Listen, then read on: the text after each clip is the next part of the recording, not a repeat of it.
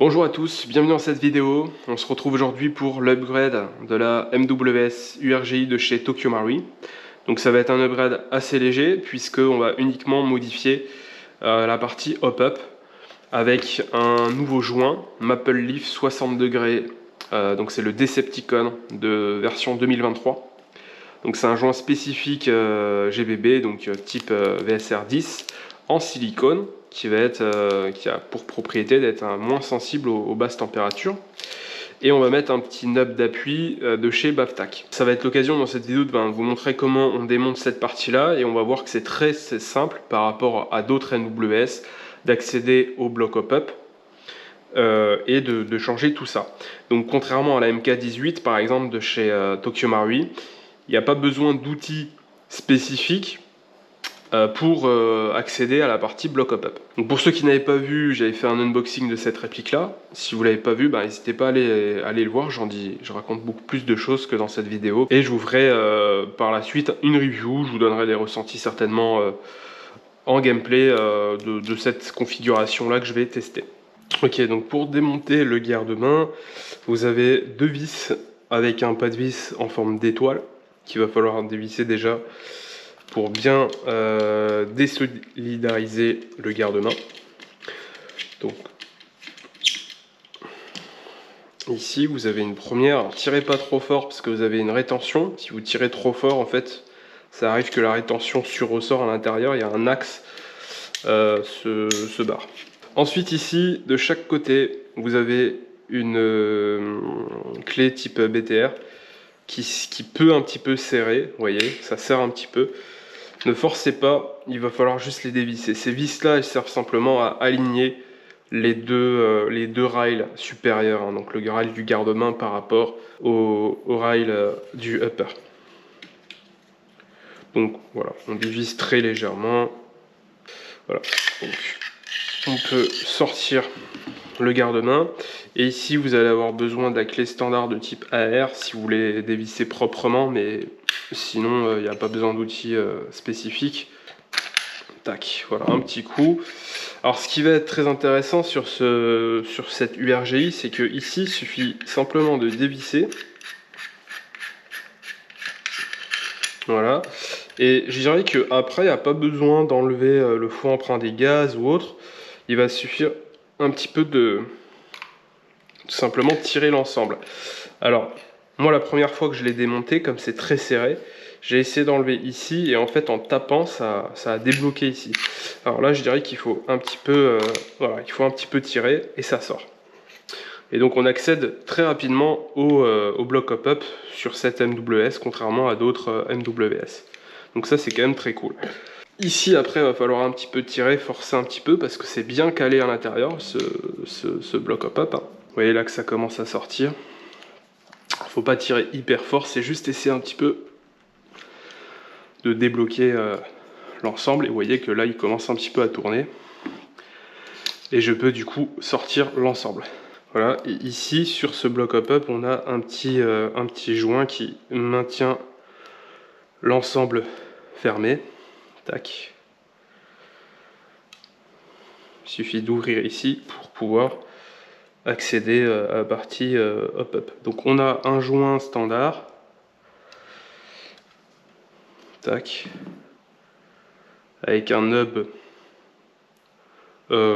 cylindrique à l'intérieur, enfin un point d'appui cylindrique, contrairement au Decepticon qui est un petit peu en forme de bouclier, qui est beaucoup plus large. Ici pour le nub d'appui, on est sur un nub standard d'appui rond, vous voyez. Donc voilà, donc c'est uniquement ça qu'on veut changer, et c'est uniquement ça qui est intéressant à changer sur le MWS. Tout le reste est très très bon d'origine. Donc on va mettre le nub d'appui. Tac.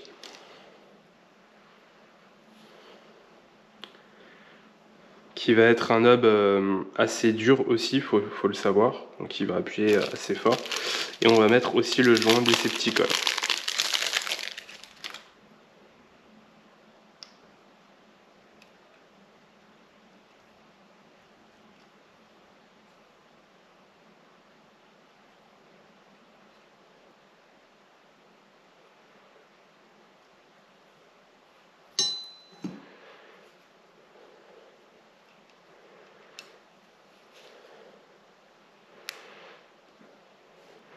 Ici, donc on a un joint qui maintient les deux coques, les deux côtés, on va dire, du bloc. Donc il va falloir remettre le joint. Donc voilà. Donc ici, au niveau de la patte d'appui, il va falloir que je vérifie si elle est bien positionnée pour éviter les side spins. Ok, donc maintenant qu'on a enlevé les éléments standards et qu'on a installé les nouveaux, donc ce qu'on va faire, c'est qu'on va remettre le bloc à l'intérieur. Donc là, vous voyez, on peut voir qu'il est un petit peu mobile. C'est normal, par contre, il sera bien calé une fois qu'il sera mis dans le outer barrel. Donc c'est très simple, hein, c'est l'opération inverse. Et c'est moins compliqué, on va dire, à remettre qu'à retirer. Donc là, il faut un petit peu appuyer, il faut veiller à avoir quand même un bon alignement avec l'encoche. Voilà, donc comme vous pouvez voir, hein, j'ai un petit peu forcé et ça rentre nickel. Donc là, on a notre ensemble. Et ici, on remet l'ensemble. Donc vous voyez que j'ai pu tout retirer l'ensemble du outer barrel juste avant sans retirer ce faux système à emprunt des gaz. Et ça, c'est vraiment un avantage. Donc on le resserre. Et là, on va pas hésiter à bien le serrer pour que le outer barrel soit bien plaqué, avec tous les joints bien plaqués dans l'ensemble. Hein. Donc là, l'idéal, c'est vraiment de s'aider de l'outil approprié, que je conseille à tous les possesseurs de HK416, de R15. Voilà. Tac. Donc là, je pense que j'ai bien serré. On a un bon appui à l'intérieur qui est vraiment meilleur que avant. On voit vraiment le nub qui dépasse beaucoup plus. Et donc là, on va pouvoir lever des gros grammages. Voilà, donc pour monter le garde-main, c'est un petit peu l'opération inverse.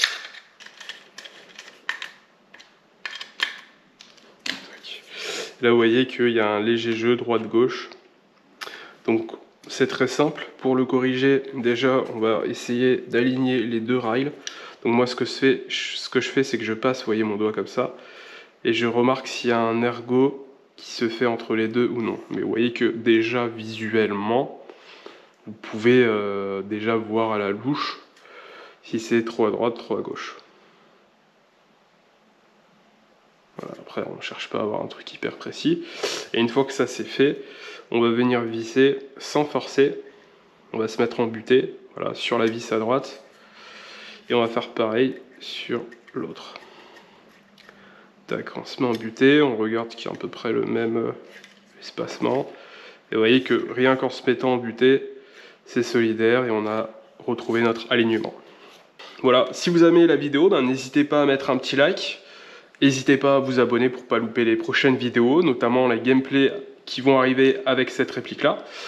Et puis je vous dis à la prochaine. Ciao ciao.